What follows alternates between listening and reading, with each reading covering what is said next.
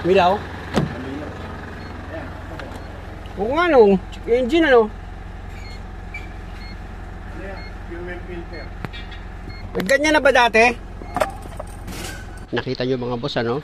Nakailaw yung warning light ng check engine ni customer. Nangyari na daw sa kanya dati yan. At ang problema pag ganyan yung fuel filter. Ang naramdaman kasi ni customer, bigla daw nag-low power itong sasakyan niya. Tapos umilaw na nga yung check engine. Linggo kasi mga boss kaya hindi niya nadala sa kasa. Hindi ka na tinatawagan ng kasa?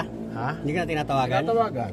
Kung makikita nyo mga boss dito sa fuel pump filter ni customer, meron siyang nakaharang. Kaya ang gagawin ko dyan gamit yung socket wrench na number 12, tatanggalin ko yung 3 bolt para matanggal ko itong nakaharang dito sa fuel pump filter ni customer.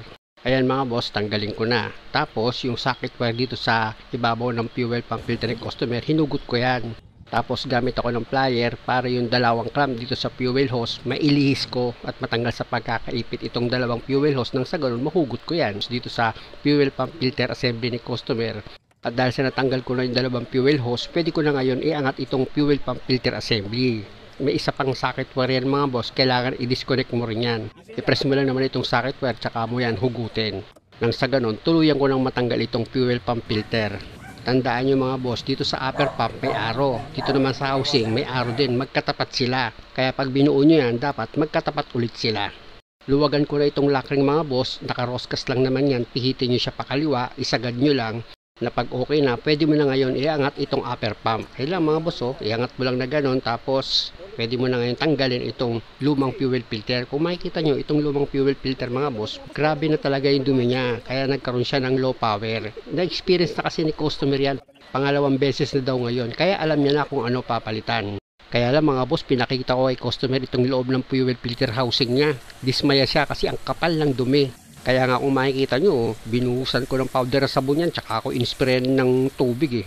Kaya lang pagsilip ko, mayroon pa rin talagang dumi, kaya nilagyan ko ulit ng powder sa sabon, tsaka ako ngayon sinirita ng tubig. Ganyan ang ginagawa kong paglinis mga boss pag matindi yung kapit eh. Pero sa bandang huli, syempre patutuyuin ko yan bago ko ilagay yung bagong fuel filter. Tanggalin ko muna itong o-ring niya mga boss. Ayan mga boss. Tapos kabit ko naman itong bagong o-ring niya. Ayan yung gasket.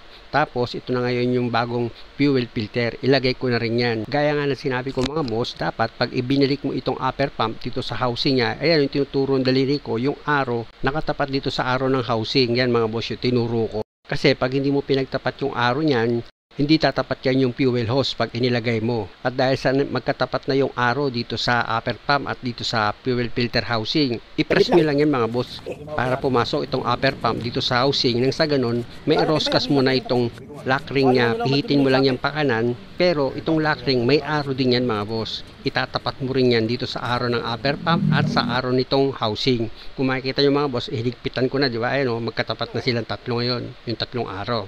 At dahil sa okay na mga boss, pwede ko na ngayon ibalik itong fuel filter assembly dito sa dati niyang posisyon. Sa paglagay naman itong fuel pump filter assembly mga boss, kung makikita nyo, itatapat nyo lang naman itong fuel pump filter housing dito sa guide niya, tsaka nyo ipa-slide pababa. Pag okay na, i-connect ko na itong isang socket wire ng fuel filter. At pag nag-connect na yan mga boss, ibabalik nyo rin itong socket wire kung saan nyo siya tinanggal. Tapos i-connect ko muna itong isang fuel hose dito sa upper pump. Yan yung galing sa tangke.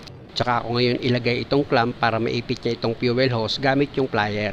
At dahil sa okay na ito mga boss, kung makikita nyo, ipapump ko na itong ibabaw ng fuel filter housing para lumabas yung hangin dito sa fuel filter housing niya. Pag buo na yung diesel na lumalabas mga boss at matigas na ipump itong fuel pump niya, ibig sabihin yan okay na. Ilagay mo na yung isa pang fuel hose papunta naman sa makina, tapos yung clamp niya, ilagay mo na rin gamit itong plier para maipit itong fuel hose. Tapos itong socket wire sensor dito sa ibabaw ng fuel pump filter nyo, ikabit nyo na rin yan. Tapos ipump mo siya ulit para sigurado ka. Pag matigas na siya ipump, pwede mo nang start itong makina.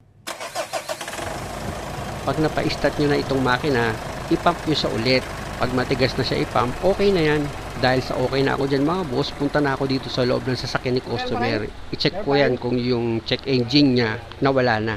Yun lang mga boss, meron pa rin. Kaya i-delete ko na ng scanner ko. Switch off ko itong makina. Tapos, i-on ko rin itong makina mga boss dahil nga sa gagamitan ko yan ng scanner para ma-delete ko itong check engine at ma-check ko na rin itong sasakyan ni customer. Ayan mga boss, kung makikita nyo, kinukunik ko na itong socket wire ng scanner ko.